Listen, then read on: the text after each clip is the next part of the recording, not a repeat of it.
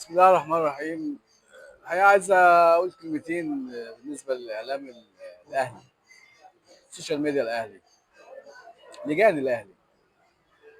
يا جماعة كفاية كده، والله كفاية كده بجد. يعني طول الوقت بنبعد عن المشاكل الحقيقية للنادي وللأهلي ونتكلم في أي حاجة. في انتهاك لعرض حكم ماتش الترجي قالوا 24 ساعة.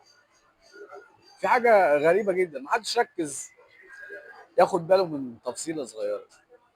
الحكم ما حسبش ضربة الجزاء على الأهلي، الفار هو اللي شاف ضربة الجزاء. يعني الراجل اللي بيتشتم مدار 24 ساعه ده اصلا ما خدش قرار ان ضربه جزاء، هو عدت الكوره عادي، ما حسبش ضربه جزاء. الفار قال له في ضربه جزاء وضربه الجزاء صحيحه. لكن احنا عايزين نحمي الاهلي. نحمي الاهلي ازاي؟ مش النادي بقى، مش الكيان، نحمي الناس اللي بتدير الاهلي. مين الناس اللي بتدير الاهلي؟ خطيب. خطيب.